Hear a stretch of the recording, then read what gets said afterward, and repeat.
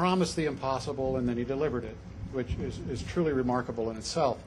But now he's left us without a goal, and that's a terrible place to be. We can either go up or we can go down. And so on behalf of the city of Lancaster, Bob, I'd like to tell your department and the Lancaster station, we need a new goal.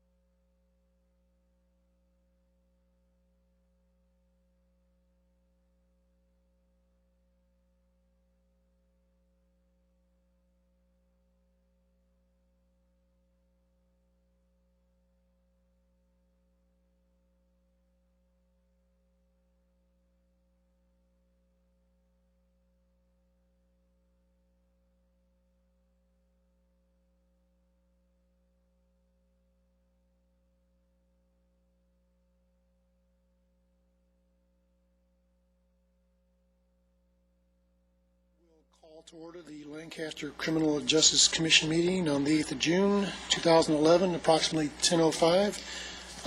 Good morning. Roll call. Commission members Brown. Present. Fuller. Present. Capel. Present. Greer. Present. Harris. Chairman Vieira. Present. We have a quorum. Thank you.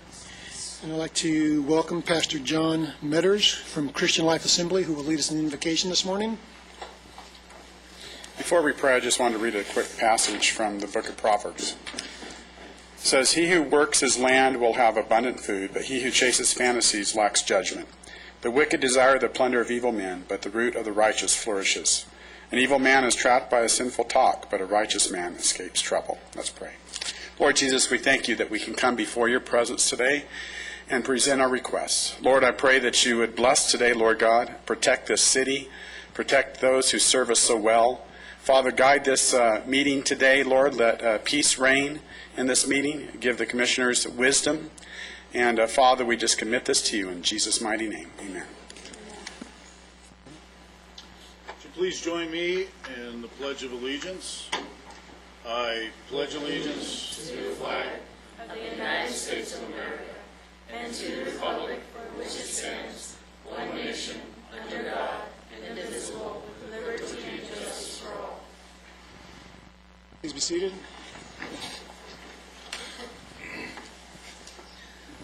Presentations. We're going to start off this morning with Angela Hefter, our Director of Antelope Valley Union High School District Health Occupational Students of America.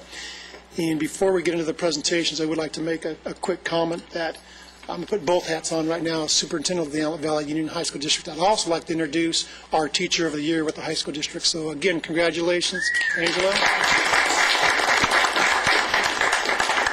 It's always wonderful to have you here, and I understand you have some students that will be making some presentations today. Yes, I do. As Dr. Vieira has stated, I am the cord coordinator for the Health Careers Academy at Palmdale High School.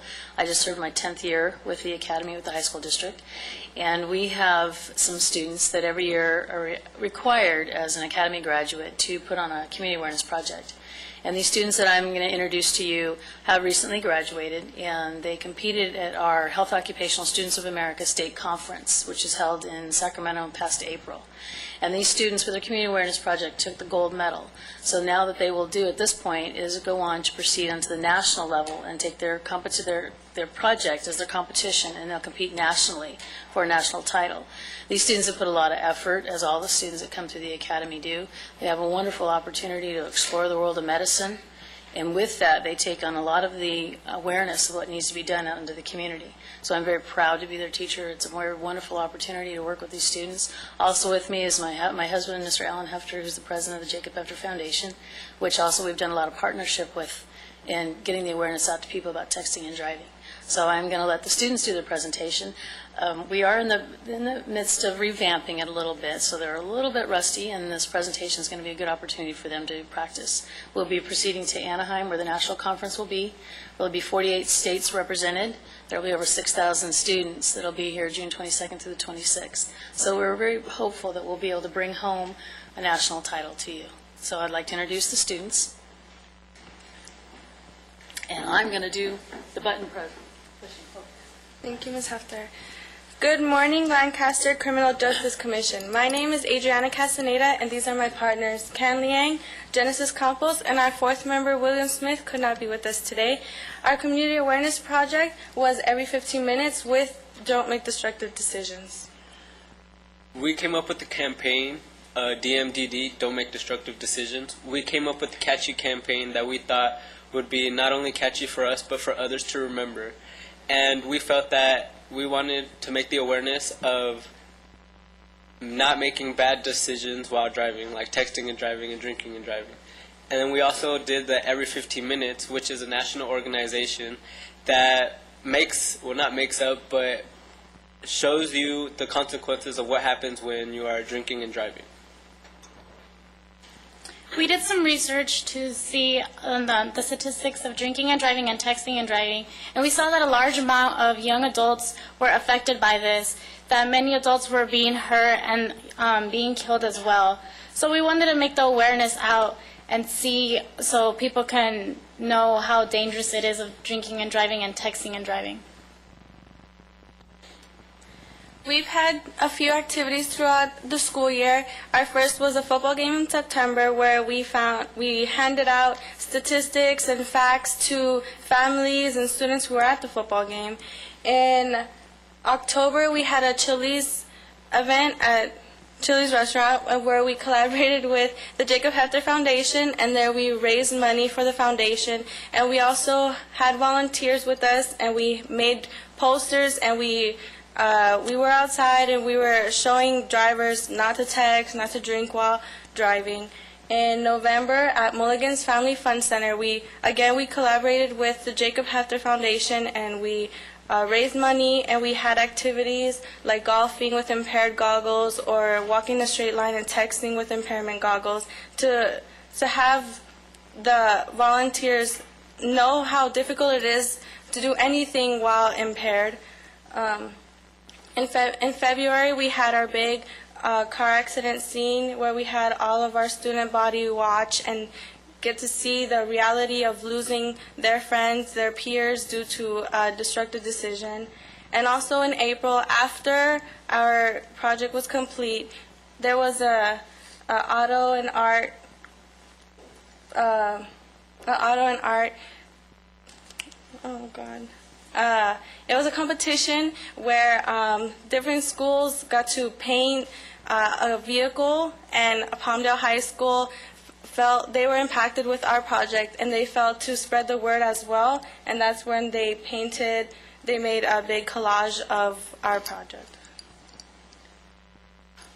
We had a couple failures. A big failure we had was communication. Communication was mostly between us as a group, because since there was 4 of us, we were not all able to communicate with each other when needed. Commitment with the individuals that were helping us, our victims, they were committed but not fully committed because they wanted to join, but their parents weren't full on with them. So it was a commitment issue from them, their parents. Confirmations was also a failure we had because, as I said, they would confirm with us, but we also needed their confirmation from their parents so they would be able to help us in everything we needed. Schedules, we had to work with the victim schedules because lots of them played sports, were in choir, and we had to work with their schedules because after school they would have practice or they had concerts they had to attend. Planning and follow-ups, we had all our planning done, we just had difficulties following up with the emergency personnel and we were going to have everything done together. Our accomplishments were that many of our students, since they were taken away from their family, their parents got to see how it would be to be away from them for 24 hours, so they would actually see how it would be if they really lost their son or their daughter. And then our teachers and our loved ones as well got affected because they wouldn't be able to talk to their students or any of them, and they would have no communication whatsoever. As you can see in this picture, our school art club was greatly impacted. As she said, the auto and art, what it was is they had to send out a message through an art on a vehicle. And on this van, they painted a picture where they have a graveyard scene showing how not to text and drive and the consequences. The gravestones are actually cell phones, and on the van, they had a skeleton crushing the cell phone, showing that the cell phones are bad. And then our senior class was greatly impacted because of the assembly that we had the following day after the every 15 minutes car crash was. We had an assembly, and when we played the video for them, it was in complete silence, and we felt that they were greatly impacted. The emergency personnel was also impacted because they were not only showing us, but everyone else who participated, just how their work has to be done and how quick everything is, and because of other people's decisions, what they have to go through and what they have to do. And we also feel that we impacted our community greatly because Palmdale is in the progress of actually playing our every 15 minutes video and our public service announcement that we created.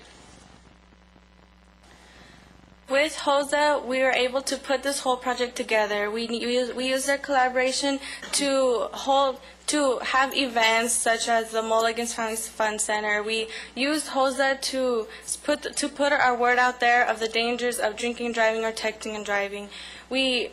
Palmdale High School staff was a great help to us. We needed the teachers' collaboration to let their students out. We needed security to keep the school safe at all times because there was going to be students in and out. We needed the families to work with us because their students was going to be with us. We needed their families to be 100% trusting in us and helping us with anything we needed. We needed the whole community of Palmdale and Lancaster to work with us because we had to close down 25th Street, and we had volunteers to work with us. We had everyone helping us so that everything would go correct and right. We used the student body as a great collaboration because we needed them to work with us. We needed their attention. We needed their help to get our word out there too. And with the emergency response people, we needed them to be on time. We needed them to act like this was a real situation. And with the emergency response people, we were able to create a public service announcement, which will be played on the Palmdale channel, and that we hope that will bring our word out more to those who didn't know about it.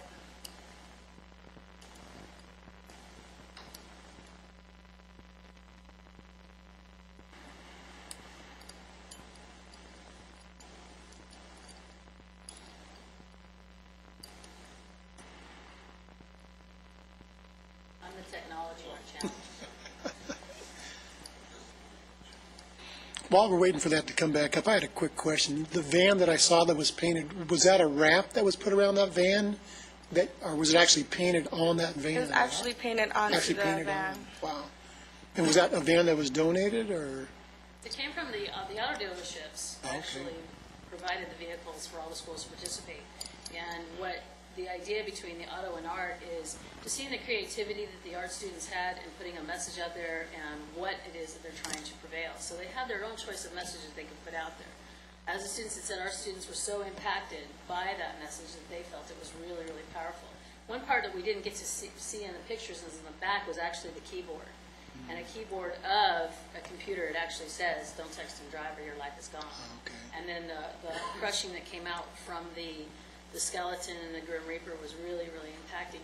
One of the comments that were made by the judges is unanimously the message was played because they said, "Don't text and drive, be responsible, don't make destructive decisions." Our art club did win that whole competition. They received $1,000 that is going to go back into their art club for future events. So all the artistic work that was done by the students at the high school was just phenomenal. But again, it stemmed from them having this message.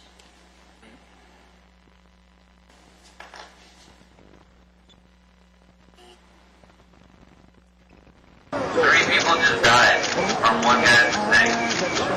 So that's alarming.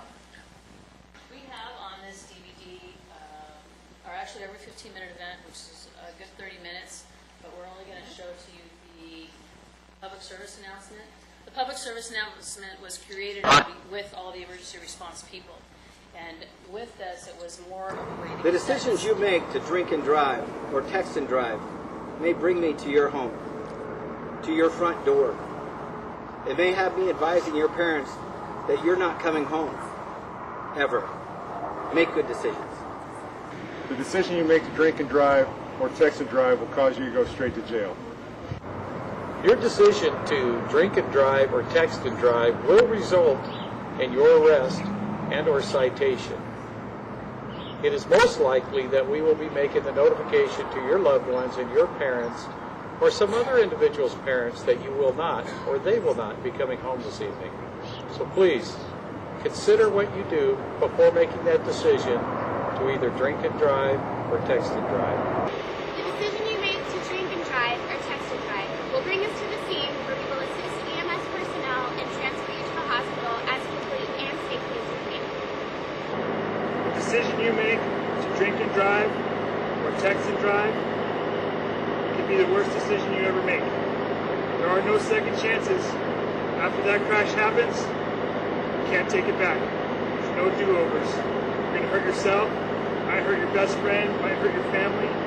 You might kill someone you don't even know and hurt their family and their friends forever. Don't do it. The decision you make to drink and drive or text and drive will bring you here to our trauma center and our emergency department, where we are ready and waiting for you. Your decision to drink and drive or text and drive could make the coroner your designated driver. The decisions you make to drink and drive or text and drive will leave me only two choices: either to bury you or to cremate you. The decision you make to drink and drive or to text and drive will bring you into my courtroom, where I will punish you to the fullest extent of the law and send you to prison. In these facts and under these circumstances, that means a prison term of anywhere from 3 years to life. The life term being based on the possibility that this could be filed as a murder case. In any event, 3 years to life, your dreams are effectively over. The decisions that you make to drink and drive or text and drive will cause your families to suffer. Will end your future plans.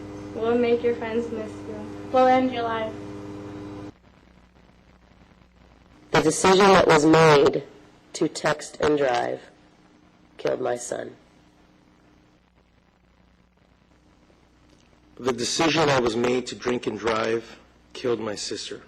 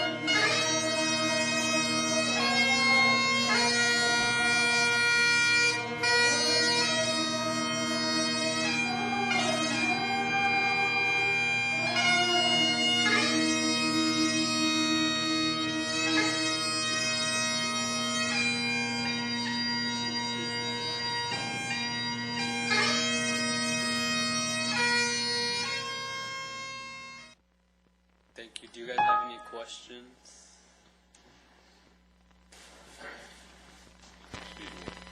I don't have any questions, I guess. My comment is thank you for the terrific program that you guys have put together. It's always encouraging and amazing both to see what some of the young people here in the Valley do. This commission's had the opportunity to also have some other projects here, not in our school, not in our town, excuse me. And the work that these young students were able to put together is absolutely fantastic. Thank you. Best of luck at your national competition. I certainly hope that you win it. The work you've done certainly deserves it. Thank you. We Thank just you. also want to say that it was, as being the mentor to the students, even the production that you see, the video production, was done by high school students. And there was just the director of the video production at the school. We were just the mentors to them. We put everything there for them, but they had to bring it all together.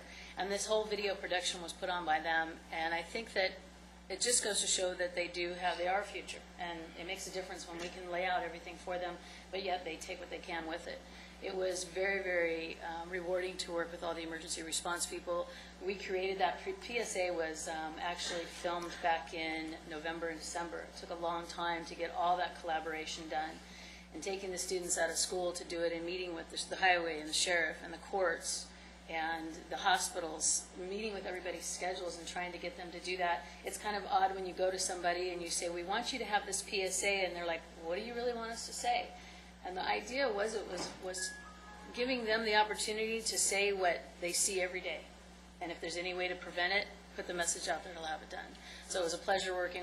I asked for you, Dr. Brown, to be there, but I got Dr. Spencer. He did a great job in both, and Spencer and Detrana on different days. But it was really a joy, and I think it also opened up the eyes of the students how important it is to work with the community that you live in. And I think it's really going to be a success. So if we can offer to the City of Lancaster, the Justice Coalition, a copy of this, you're welcome to a copy. And if there's any way you'd like to use this in any of your future presentations, we by all opportunity welcome that. A copy would be wonderful, and thank you. You guys did a great job, and you make the high school district very proud. Thank you. Thank you. Okay, thank you very much. Thank you.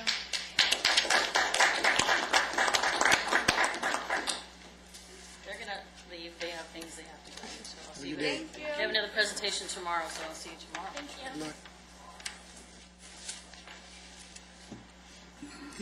Presentation, Andre Holmes, Deputy District Attorney, Juvenile Division. Is Andre Holmes here? No? Okay. We'll move on. Public business from the floor. Agendized items. Do we have any agendized items? No, sir. Thank you. Consent calendar, approval of the minutes, May 11th, 2011. Commissioners, any opportunity to look at those minutes? Any questions, comments? I have a motion. I'll move we approve the minutes of the May 11th Criminal Justice Commission meeting. Second. Call for the question.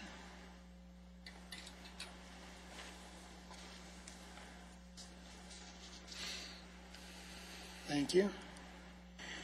Staff presentations, updates, reports, crime mapping presentation, monthly crime stats. Mr. Jim Cobalt. Thank you, Dr. Vieira, excuse me, and members of the Criminal Justice Commission.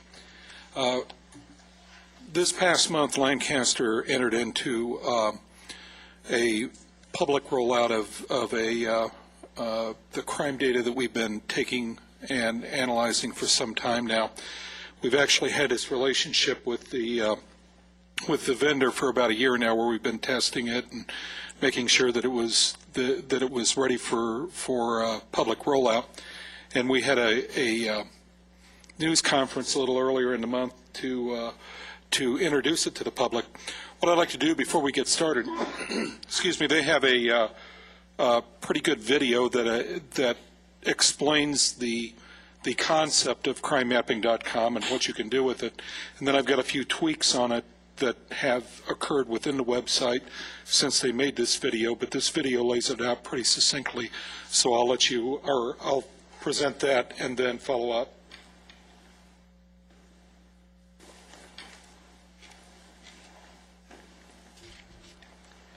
Hello, and thank you for joining me. My name is Tripp, and over the course of the next few moments, we're going to take a brief look at crimemapping.com, which is a nationwide public mapping service hosted by the Omega Group. The Omega Group has been in business for over 18 years, and we've helped over 500 agencies throughout the U.S. and Canada with our internal and external facing solutions. Before we take a look at the site, I want to talk a little bit about some of the concepts behind the site. We're dedicated to helping law enforcement keep the public well informed. Keeping the public well informed regarding crime activity by neighborhood has been proven effective in reducing crime.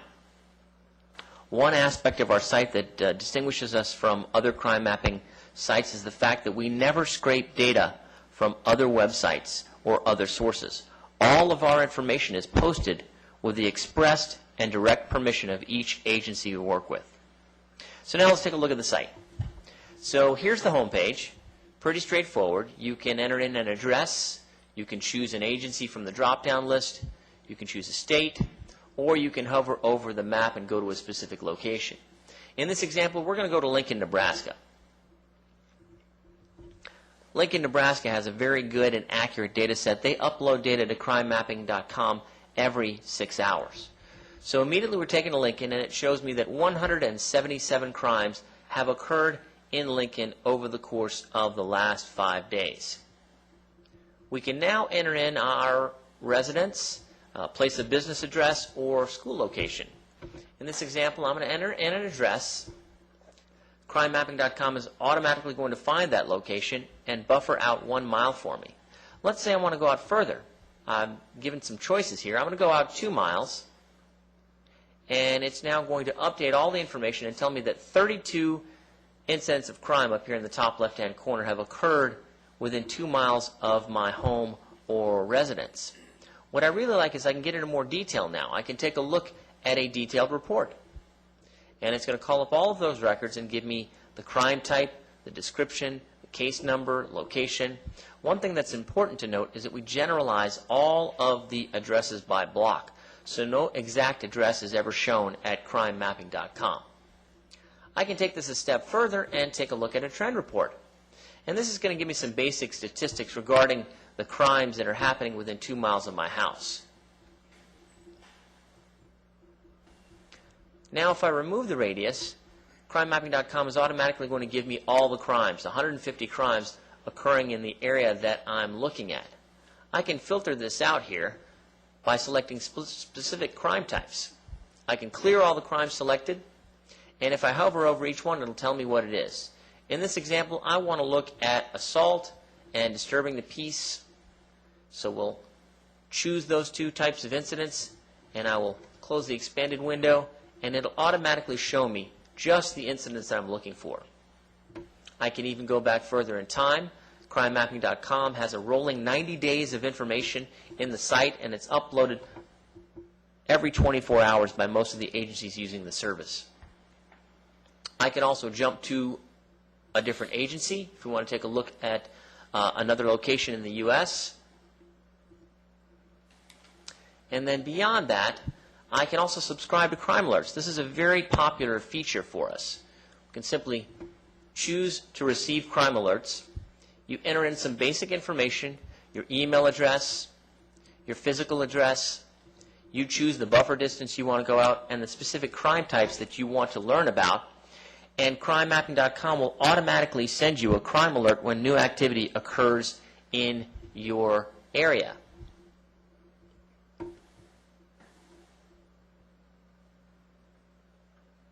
Thank you very much for taking time out to look at CrimeMapping.com with me. If you'd like more information, you're welcome to visit theomegagroup.com or CrimeMapping.com itself.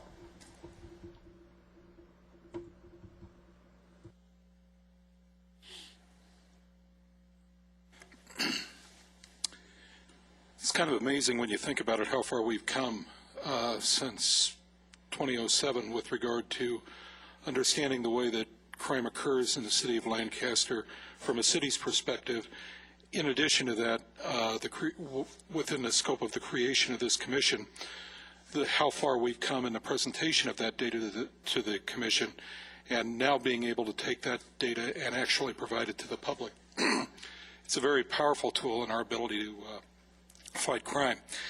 The website can be found at www.crimemapping.com.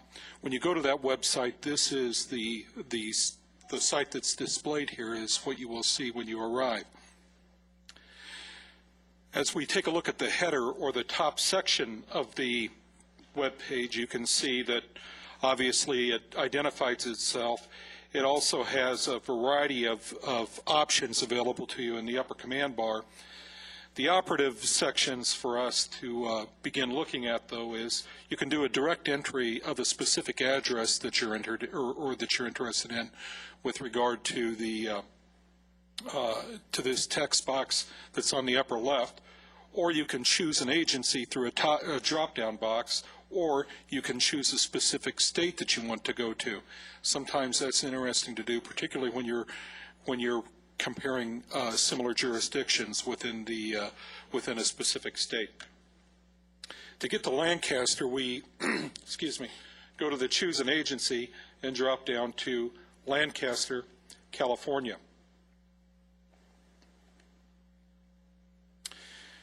And it'll automatically take us to that location. Now, the default on this is it makes it look like a street map. But one of the features about this that I really like is you can also go to a satellite view and an annotated satellite view that actually gives you the street names as well.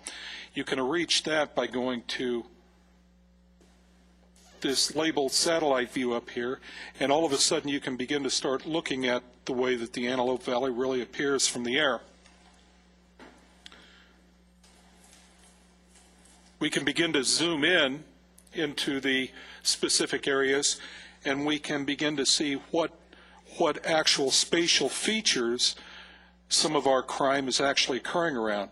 That's a very important tool also, not only for us, but also for citizens.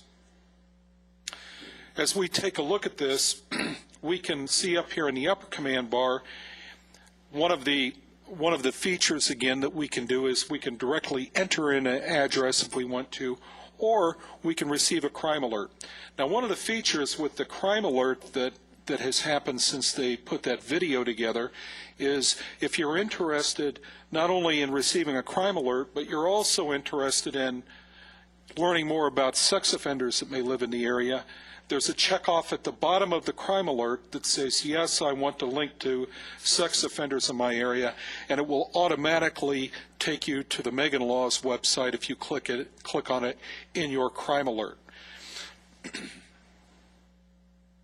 And within the scope of the crime alert, you can see that you can sign up by your email address, and then you can put in various types of locations that you're interested in. It's my understanding that you can sign up for multiple crime alerts. You don't have to sign up for just one. You can also adjust the radius with which it looks around from 500 feet to 0.2 miles to a half a mile to 1 mile to 2 miles.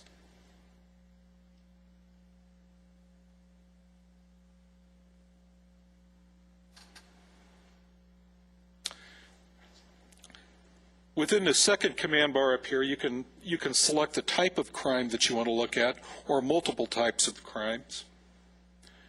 You can select the dates that you want to look at, or multiple dates. You can select an address that you want to look at, or you can select the agencies that you want to look at. This display box over here tells you how many crimes that you're looking at that time. Now, when we take a look at this, one of the things that we should probably keep in the back of our minds are, one of the things we highlight here at the Criminal Justice Commission are the Part 1 crimes. But it's important to also understand that there are a variety of other crimes that get reported to law enforcement out there beyond the scope of Part 1 crimes. So we include as many of those crimes as we can up here as well, so that people can get a good idea of what's going on around their neighborhood. So what we see here is in this particular view, we can see 89 crimes displayed. If we zoom out a little bit further, then that jumps to 96. So you control the number of crimes that are displayed by the view that you have and by the crimes that you have selected and the dates that you have selected. Over here, there are a couple of interesting features. You can send, let's say that we have a block captain that wants to look at a particular neighborhood out there. That block captain can zoom directly into their neighborhood and create a particular view. Then that block captain can share that information with the other persons that are a part of their block watch group. So they can do that by sending this particular view as an email, or they can receive a link of that and copy that link and paste it into an email, social media, like if you had a Facebook page for your neighborhood group, you could put it in there and they could click on that and it would take them and they would see exactly what the block watch captain was seeing in their particular view. Our businesses could also use this, for example, over around the auto mall. If we set something up over around the auto mall or a particular Zoom and they wanted to share that over there with the business owners, they could set a particular Zoom up and then email it to all of the auto mall, all of the fellow folks over there in any kind of group that they might have that gets together. The other feature that's nice here is a trend report. This trend report takes a look at these crimes and will actually lay out for us how these crimes break down. And it also highlights crime by type of day type of crime by day of the week and hour of the day.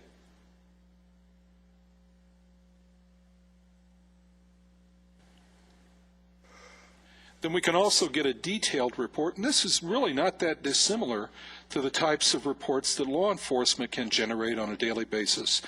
We can generate this information as well, or the website generates this information. Now, it's important also to understand that we don't use exact addresses within crime mapping. We will use specific intersections if an intersection is appropriate, but excuse me, we won't use a specific address. We use 100 blocks for the addresses. And if you're interested, you can also, if there's something you want to share with folks in person, you can also print it out. Now, as we click on one of these particular icons down here, you can see a little bubble pops up. And within the scope of that bubble, you can see the case number that's associated with that particular crime. You can see the date. Now, the way we arrive at the date and time is a couple of different ways. Many crimes against persons, for example, a robbery, we know the exact time, date and time that the crime happened because we have a victim who was on scene and was probably aware of when it happened. But many crimes, like crimes against property, burglaries, larcenies, and things like that, we deal with time frames, meaning we know when the property was last seen and when we first discovered the crime. What we do in this is, at that point, we take these two time frames and we select the midpoint of that range so that we can get it on the map and we can figure out approximately when it happens. There is no exact science to trying to figure out, but this is one method that crime analysts typically use in trying to get incidents on the map within a specific time frame. Then there are other more complex methodologies that we can use to begin to look at hours of the day and those kinds of things to begin to try to narrow it down, particularly when you're dealing with multiple events. But with single events, sometimes that's a little bit difficult. Other things in the text box or in the balloon that pops up about that specific crime is the location, the description of the crime, and then one of the things I'd like to credit Captain Johnson with on this is if we go to Lancaster links, you can see submit a crime tip about this particular crime. So that takes us to the Los Angeles Regional Crime Stoppers information, and citizens who have information on this particular crime can go directly to this website and anonymously submit information related to a specific crime.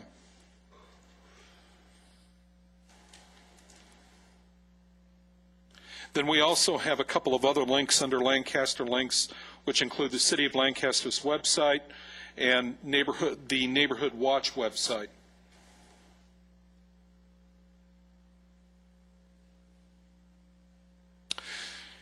There's a couple of ways to control the zooming in and out. One is with this zoom bar over here on the right, and then using magnifying glasses over here on the left. And essentially that's kind of an overview of crimemapping.com. I'd entertain any questions if anybody's interested. How often is this updated, Jim? Well, this is the issue. With the example that they showed with Lincoln, Nebraska, they do direct entry of their crime information into their RMS system. And so consequently, the information is very fresh and it can be updated.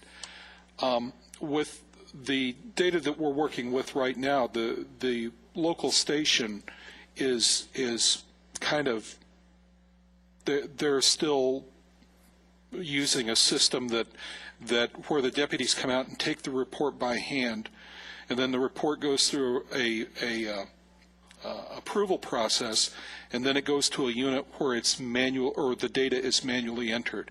So we usually run somewhere between 3 to 5 days behind on the data, and we try to update it about 3 to 4 times a week, depending on how often the data is fresh from over there. And as soon as we get the data, we try to get it up there. Consequently, because of that, we couldn't set up an automated system, so we have to automate it manually. And that's kind of where we're at right now. Let's see. What else? So does the input, is that at the Sheriff's Department, or is that with the City of Lancaster? Or I'm sorry. the actual input, is that done here at the city? We do, it's done here at the city in my office. Okay. I guess a comment would be, you know, your comment with regards to block captains. I don't know if you've actually thought about training some of those. I think that's a great use of this. We're about ready to go to our next area meeting, which will be the area over around Antelope Valley High School, I believe. And in fact, the meeting will be at Antelope Valley High School, and this will be one of the things that we'll be bringing up to them on the ground at that location. And I mean, the use of this is really only limited by our imagination. I mean, our businesses can use it, our neighborhoods can use it. I mean, anybody who wants to know what's going on in their area. And we try to include as much data as we can. We try to err on the side of getting as much information out as we can, as opposed to trying to filter it for everybody. We want to make sure that they know about the drug arrests that are going on, or the drug crimes that are going on in their neighborhood. We want to make sure they know about the vandalism that's going on in their neighborhood and those kinds of things. There are a variety of information beyond Part 1 crimes that impact the quality of life of a neighborhood, and the more information you can get out there, the better people can be eyes and ears for the Sheriff's Department, and they can submit by making a telephone call, or now they can submit on the web information. Very good. Jim, I just had one question. I know you just answered this for Commissioner Vieira, but I missed it. After it goes through the process of the initial officer in the field taking the report, and then it goes within the sheriff station's own system, how long on average until it appears and would be a part of this information that's available? Well, if you take a look at the information that's up there right now, the date range is 5:30 to 6/5. Today's the 8th. I updated that on Monday when I came to work. Again, a lot of this stuff is done on our end. We end up actually doing the filling in of the blanks sometimes ourselves by looking at their reports and their scanned reports and things like that. So we do there's a lot of work on our end that actually goes into this as well.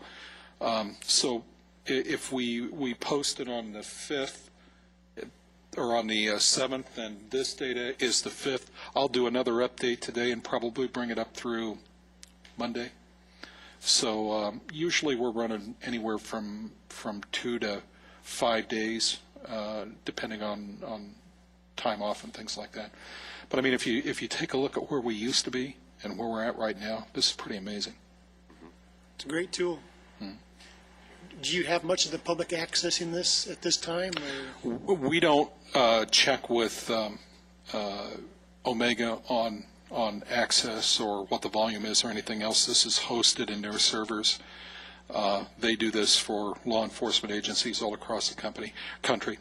And the other thing is this actually gives the city the institutional experience of not only working with crime data, but also taking that data not only from a management perspective, but out to the citizens as well.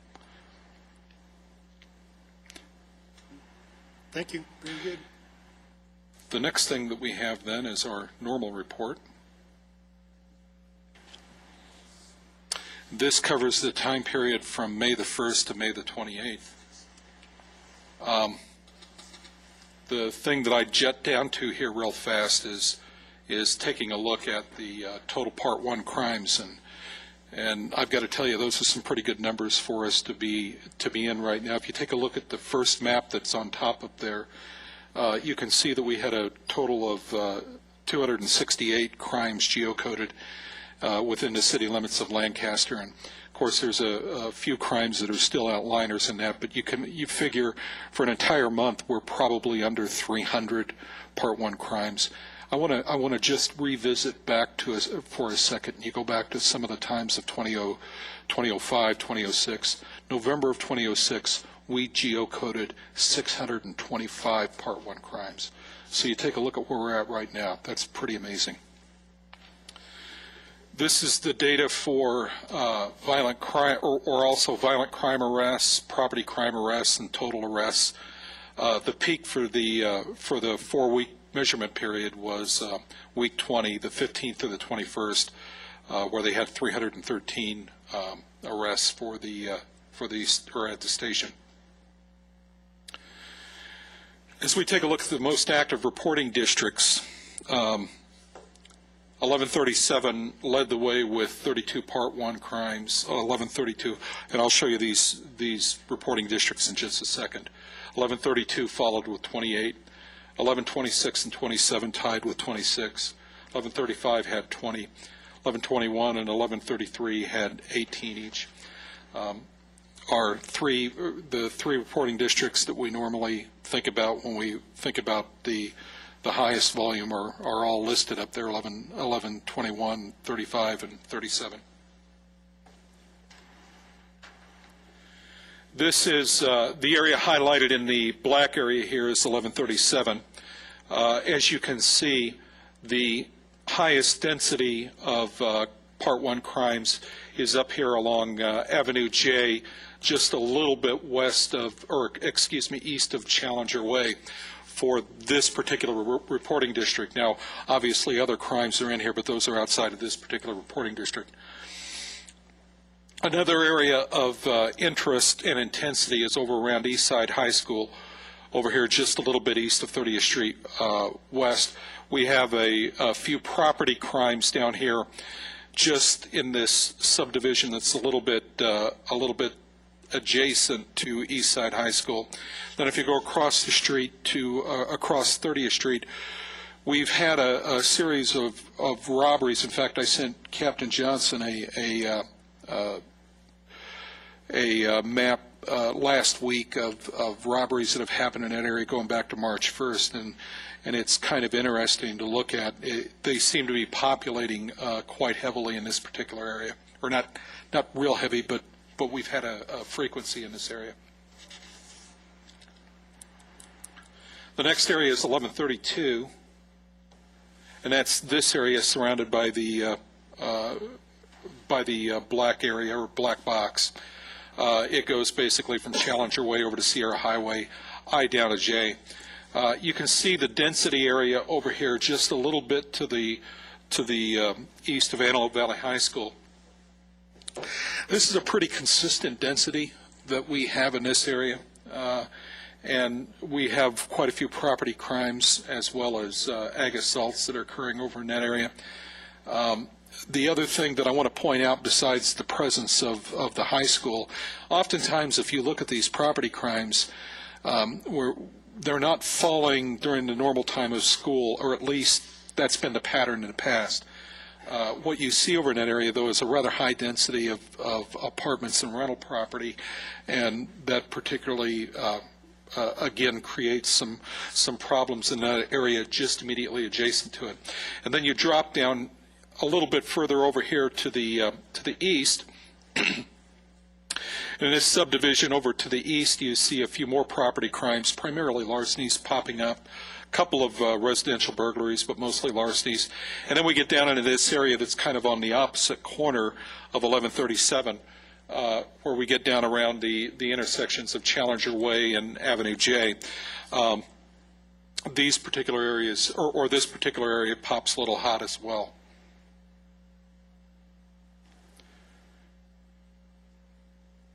The next high-density RD was 1126. 1126 is within the black rectangle box here. And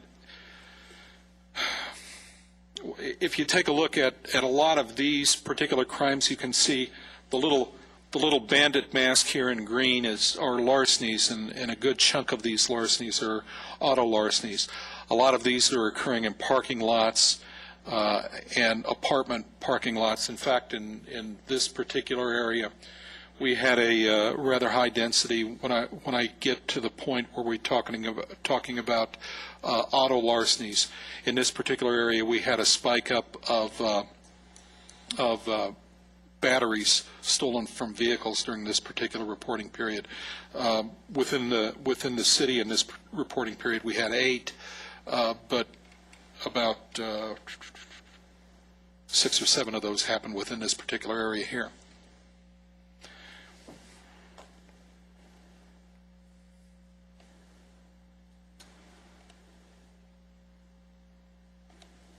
(1127), we have our normal problems over around Valley Central Way with regard to larcenies and those types of crimes. And then we also, down in there, pick up the apartments that are down here off J8 as well.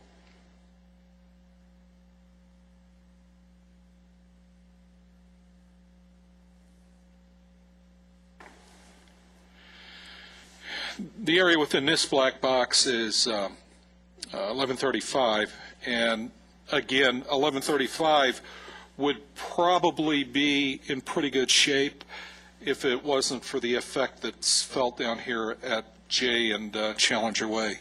J and Challenger Way, you can see, is impacting just about all 4 of the reporting districts that come up next to it.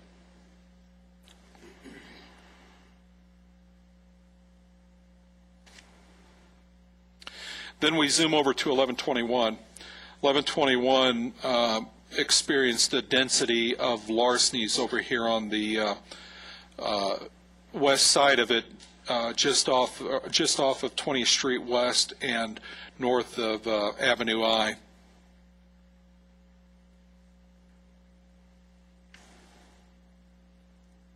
Then our last reporting district to look at is 1133.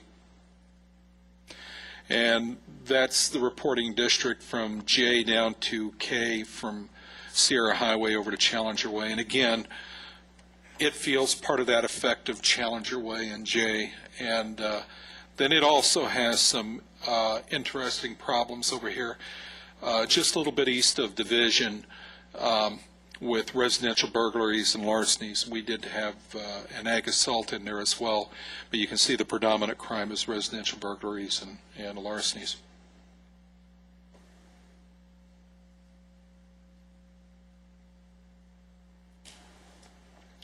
As we break, one of the things that we also do is we take a look at the property crimes, because those tend to drive the Part 1 crime rate because they're the higher frequency crimes. So as we take a look at that, we can see the residential burglaries during this measurement period had 11 in 1137, 8 in 1121 and 1127, 7 in 1132 and 1133, and 4 in 1192.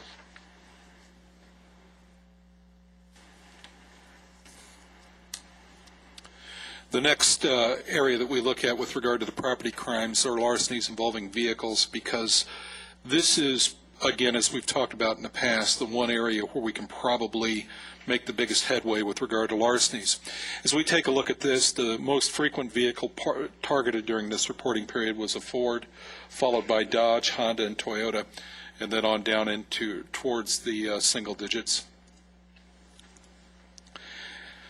Again, we take a look at the role that the individual plays with regard to securing a vehicle. And 60% of our auto larcenies during this measurement period involved vehicles that were either unlocked or the individual did not know if they left it locked, but the deputy was unable to find any kind of forced entry into the vehicle, or the person was sure that they locked a vehicle, but yet again the deputy could not find any signs of any type of forced entry into the vehicle. That accounts for 60% of our auto larcenies. One of the things that we've got to take into consideration as summer is approaching. People want to go off and leave their vehicles with the windows cracked when they park their vehicles. the strongest recommendation we can give you is don't do that, because that allows an offender to walk up and get a prying leverage on the window and force the window down. We see that frequently. Don't leave your windows cracked. The other thing is, people drive around town with their windows down, and I've got 2 during this reporting period, larcenies that occurred at gas stations, where people got out to pump their gas, and they left their windows down, and somebody walked by while they were preoccupied with their gas, reached into the car, and took an item from the passenger seat. So the thing that I would tell you is, if you pull in to get gas, just do the prudent thing and secure your vehicle. It'd be nice if we could leave that down, but when you've got folks walking around and everything else and out in public areas, you're the first line of defense when it comes to protecting your property. Make sure that you secure it. The primary object of attack during this particular reporting period was cash, and interestingly, the battery issue again. I'm not sure what's driving that or anything else, but batteries seem to be popular, followed by the usual radios and stereos and small electronics and purses. If you take a look at that, again, it lets you know that the safest place to park your car is not always your driveway. Make sure that you lock your car in your driveway and roll up your windows. It's better to get into the car, have it be a little bit warm, turn on the air conditioner, or roll down your windows once you're inside of it, than to have to call the sheriff's department and wait for a deputy to come out and take a report. Our 52-week trend, again, as we take a look at this particular display, we're over here in week 52 as we take a look at it, and you can see what's trending up in terms of crimes right now. The green line that is displayed right here gives us our trend as we're looking at it, looking back 52 weeks. Assaults are at this point showing a slight upward trend from this time last year. Residential burglary is also showing a rather distinct upward trend. Now, the good news is we're still below our baseline. We calculate a baseline to see what the average should be for the city. We're well below the baseline, but as we take a look at it, we can see that there's still an upward trend for the 52-week period. Larceny is also trending up at this point, and the thing as we look at it, the interesting thing with regard to larceny, and again, this goes back to having folks secure their property. Don't leave your bicycles in the front yard. Just walk it over to the garage and put it in the garage if you have a garage. If not, at least get it around behind your house or something if you're not going to be riding it in the next few days or even in the next few hours. Just get it out of sight. These larcenies are trending up, and the problem is when we take a look at these larcenies, the first line of defense is frequently the line that broke down, and that was with the owner.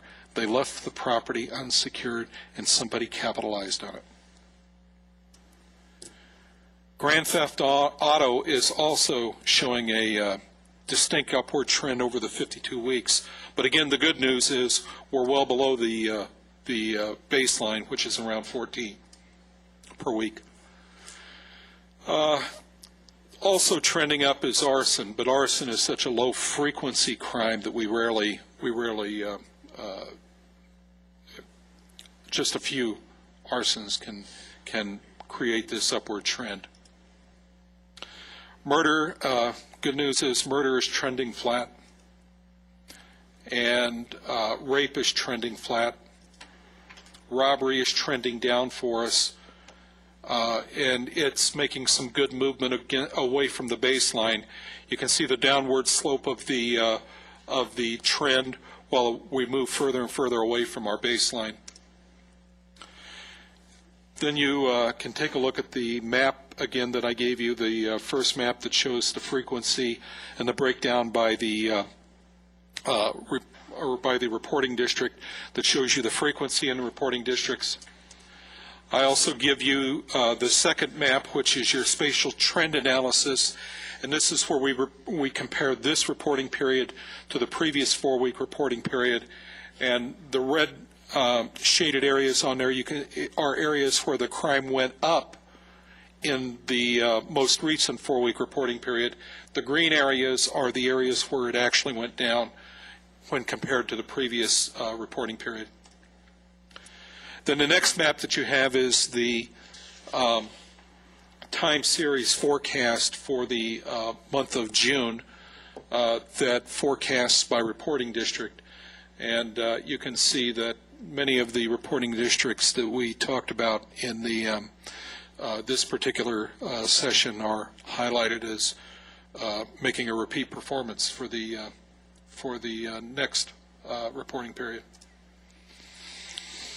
Then one of the other things, based upon our discussion back in April about repeat calls for service, instead of giving you a list like I've got over my shoulder here, I printed out the map that I create for Captain Johnson and gave you that map, which shows you where the calls for service locations were in the city during this, or during the reporting period specified on the map.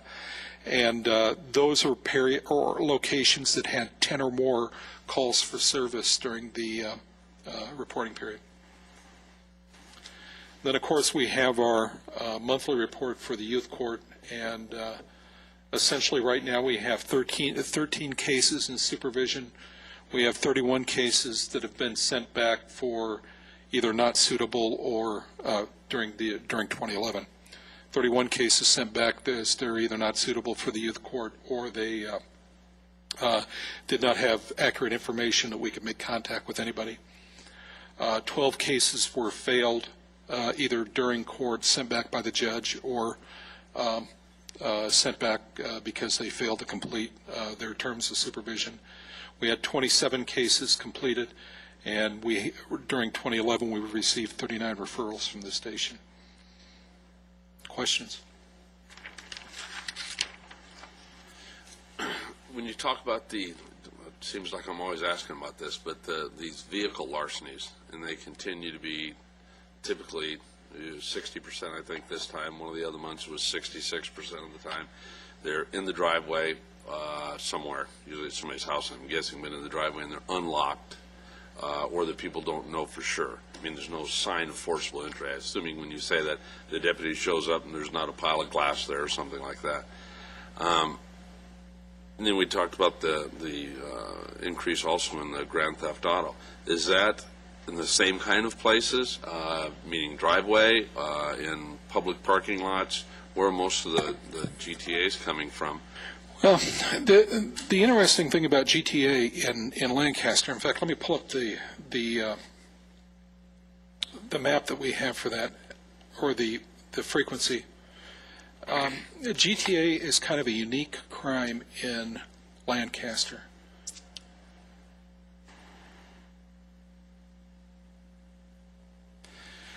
See those spikes? Nobody can really explain. We will receive a big spike in GTAs, and then it drops off to almost nothing. And then and there have been a number of attempts to explain it. Some of the theories and attempts that have been is we lock these people up and then they let them back out again, and those kinds of things. And there might be some merit to that, but this is a consistent pattern that has occurred historically in the city of Lancaster, and I'm still looking at it, trying to figure out what the driving force is on it. And in the vehicles that are recovered in Lancaster, or recovered that were stolen in Lancaster, almost all of them are recovered up here. So that tends to make you think it's people needing a ride somewhere, so they go break into a car and they drive somewhere, and most of them are not stripped. We recover a few down in the valley, down in the city of LA, particularly in the 77th precinct. But I'm not sure. We've not been able to answer that question, and the Sheriff's Department has not been able to answer that question. So we're still looking at it. The vehicle larcenies, I mean, we looked at all those up there, and again, only 4 didn't happen in a driveway or in a parking lot somewhere. So, I mean, I guess the takeaway from that should be try to get your car inside the garage somewhere. That is absolutely spot on. If we could get people to just put their cars in the garage at nighttime, or even, you know, for folks who have the ability to pull along or around behind their house or something like that. But if you have to park in an apartment complex or something like that, park where it's lit. And if your apartment complex has a video capability, park near the camera, because that gives the deputies and the detectives an immensely powerful tool when they can go out and they can get video of somebody breaking into a car. Even if they can't make a facial identification, they may be able to see a vehicle involved. They may be able to see height, weight. They may be able to tell specifically at what time that happened. And then they can go back and look at their vehicle stops that happened in that area during that time and those kinds of things. So it's yes, the more secure you can make your vehicle, you're the first line of defense. Thank you.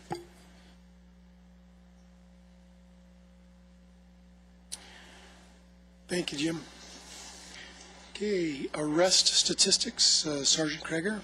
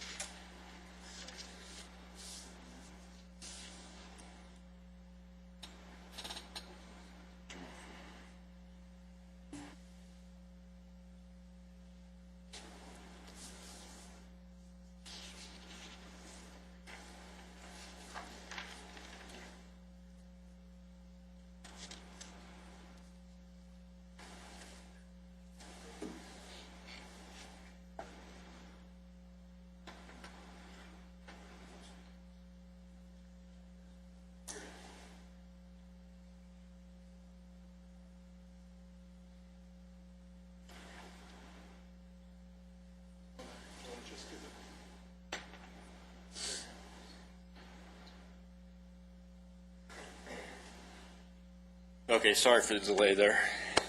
Okay, real quick, we'll just cover crime stats or arrest stats for the month of May in 2011. Just real quick, Jim had pointed out a couple of concerns with robberies in the month of May and also larceny thefts in the month of May. Both of those categories were up in arrest, +5 to 15 robbery arrests for May, and a +10 to 41 for larceny theft for the month of May. Total of 144 arrests, which is a increase from the previous month.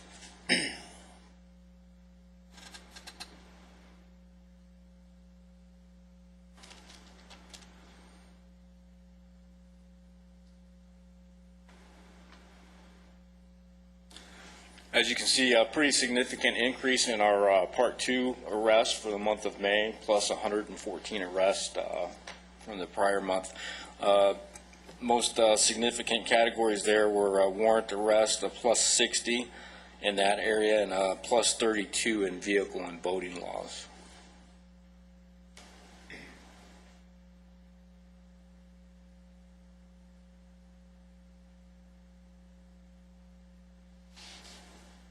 This is the comparison by station. Again, as usual, Lancaster highest in both Part 1 and Part 2 for all of the other comparison stations.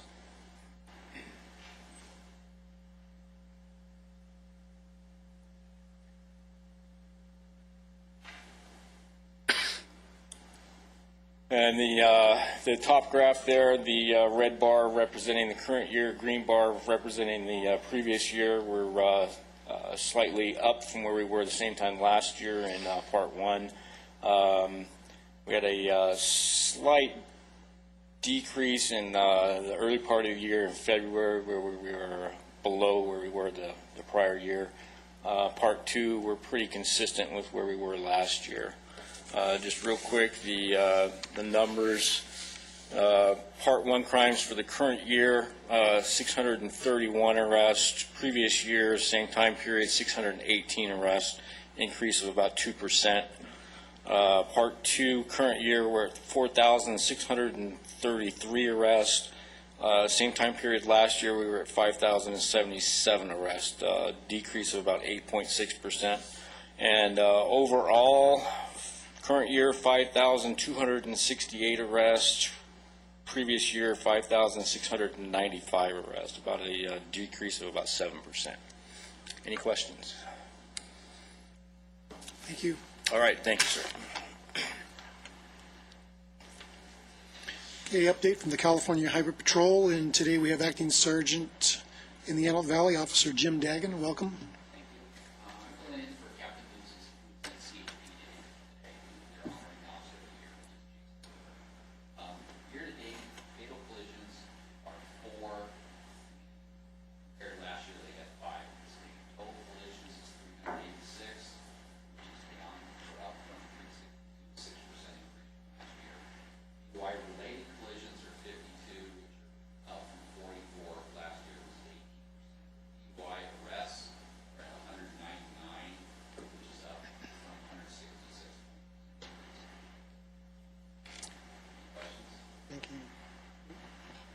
Thank you very much. I do. Yes. Can you go over the task force from 5 to the 14? I don't have those stats. Okay. Can you tell us about it? Other than it's been successful for DUI arrests and a lot of tickets for that area. Collisions are down in that area for the 14. Okay, thank you. Thank you. District Attorney update, Mr. Stephen Franklin. Thank you. For the month of May, we filed 314 felony cases, and that encompasses 361 defendants. We also filed 658 misdemeanors, which encompasses 669 defendants. And two other things I wanted to mention are two cases in particular, and I would like to recognize those DAs that tried those. But one was People versus Larry List et al. And because we constantly hear the grand theft auto and the auto larcenies, so I keep my eye out for those and try and get the best sentences we can get on those types of cases, realizing that that is a significant concern to the community. And we did just get a conviction on the List case, which was a big auto theft ring, and they have not been sentenced yet. We prosecuted 2 of the 3 defendants, but I am anticipating high sentences on them. So hopefully next month I'll be able to let you know the sentences that the 2 defendants will be receiving on that case. But it was a large operation, and that was tried by Mr. John Hatami, who did just a bang-up job on that. The other case, I'm very proud of the DA. Her name's Kelly Cromer, and she convicted Stacy Barker, which was just a tragic case where she had killed her 18-month-old child, and the defendant did an elaborate cover-up and so forth, and she just did an exceptional job, and she obtained a first-degree murder conviction on that case. So barring any questions, that concludes what I have to say, and hopefully I will be able to give you what the sentence was on the auto theft ring next month. Any questions? Okay, hearing none. Neighborhood Impact Program, in absence of Commissioner Harris, will move on. Business Watch Subcommittee, I know that at our last meeting, Mr. Dorico spoke to the fact that that was going to be on hold until the latter part of July. I don't see any public safety updates, so we'll move on to public business from the floor, non-agendized items. Ladies and gentlemen, this is the time that you can address the commission on any items that are not on the agenda. You'll find speaker cards at the back of the council chambers. We respectfully request that you fill the cards out completely and print as clearly as possible so that if necessary, the commission, city staff will be able to get in touch with you. Individual speakers are limited to 3 minutes each. When you approach the podium, you'll see 3 lights. The green light comes on when your time begins. The yellow light comes on when you have 30 seconds left, and the red light comes on when your time is up. We ask that you be considerate of the allotted time to allow other speakers to have their 3 minutes. Following this procedure will allow for a smooth and timely process for the meeting. State law does prohibit the Criminal Justice Commission from taking action on items not on the agenda, and your matter will be referred to staff. Thank you. And our first speaker is David Paul.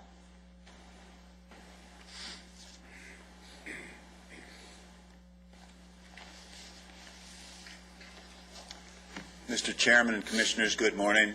I'm enjoying this book. I'm 3/4 through Flourish. The crux of the book is to be proactive rather than reactive psychologically, for the military, post-traumatic stress, educationally, all these things that really matter. You know what astounds me, though? I grew up in the 60s. We put a man on the moon with ballistic rocket technology that wasn't even suited for the purpose, with less computing power than most people have on their handheld cell phones. So why is it that we can't control traffic? Why isn't it that we can't stop drunk drivers from operating a motor vehicle or teenagers from texting while they're driving? We can. We have the technology. We just don't have the will to do it. And that's why 7 years ago, I brought this Human Accountability Project. It's to build character. It's to help people understand the value of the behavior. As I sat and listened to this excellent project the kids did, talking about the art students who actually painted the van, there was a great impact there because they put their hands on it, they connected their brains to it, and any time you can be active, you're learning. So the program that I developed was 2 parts. It's to have a national system of traffic enforcement that produces jobs and people, engineers getting the technology together to do it. You know, the real problem is the public will. The other component was teaching young people. Eric Erickson's 50-year-old research about 12 and 13-year-old kids. They're experimenting with role identity and delinquency issues, and you get them involved in calculating the rate of traffic enforcement success. That's a real easy thing. It teaches them statistics. It teaches them how to understand the traffic laws. And if they're in the back of the car with a little check sheet marking off how many times their parents changed lanes without signaling or stuff, that has an immediate impact on the parents. Now, the Bluffs theorem, which I developed in honor of my sheriff's traffic sergeant that was working with me back then, calculates what it costs not to do it and what could be saved if we did. And you teach kids statistics, you increase the public will for something like that. This is technology we can sell to the Chinese, the Indians. Somebody someday has to get us out of this mentality that it's the Wild West. We can operate a motor vehicle as crazily as we want.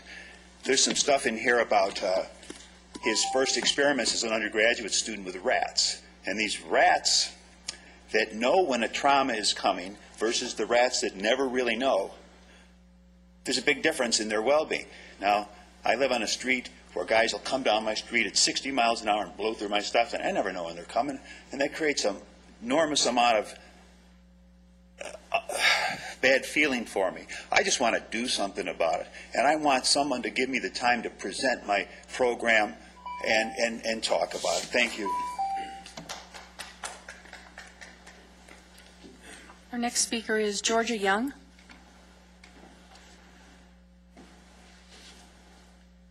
Good morning. I agree, obviously, with what he had to say. Today I'm going to speak about the Commission of the Abuse Under the Color of Authority within the LA Sheriff's Department in this district. Detective Jeffrey Williams, his employee number would be 441385. has done everything from giving me an illegal camping ticket and not showing up to testify, to a false arrest for under the influence in a Walmart, which was a DA reject, to now arresting me for providing false evidence in the case I'm facing currently. I have all the documentary evidence right here in front of me to prove that I've been harassed by this, quote, deputy for over 5 years, and I have notified the Ombudsman's office, Not So Mighty Michael Antonovich office, Lee Baca's office, all the way down the chain of command to Captain Anderson, and then some. Captain Pietriatoni, Safe Streets. And I've been told that this deputy hasn't done anything wrong to me. So I'm absolutely sure to file a huge lawsuit here. And I have the criminal PC quotes that state if I don't get some action that all of you are guilty of a felony. So I don't want to name all of you. I want to give you the chance to take some action. I expect the DA's office to spend some time with me after this meeting to take the photocopies of these original evidence and to keep all of you out of the prison, because I'm definitely going to name everybody I come across who doesn't give me any action here. So y'all know who I am. I'm going to stay steadfast to my commitment to do what I say what I mean what I say. And I wish to leave you all with a very profound thought since we opened this meeting with a prayer. You experts in the law, woe to you, because you will load people down with burdens they can hardly carry, and you yourselves will not lift one finger to help them. Jesus Christ in the book of Luke 12:30-46. Do I have any questions from the floor at this time? Thank you for your time. Just one comment. Be careful who you sue and know what you're doing. Some people sue back. That's not a problem. If you've really taken this to all these different agencies and these are legitimate concerns that you have, and it sounds like you're concerned about that, I can't imagine out of all those different agencies, if you've really uncovered someone who's doing something wrong consistently, you wouldn't be getting some kind of help. There's a lot of different agencies. You should review the documentary original evidence. Have a good day. That concludes the speakers. Thank you. Any comments from the commissioners today? Why not? Just one, and that is concerning some of the public business from the floor. It has nothing to do with any speakers today. But in the past, we've had speakers here, and at least one I'm thinking of now, who has gotten up to speak on several occasions. And this individual just seems to really be troubled. And I don't mean that in a mean-spirited way, but they seem to really be troubled to the point that I think maybe they need some kind of professional help.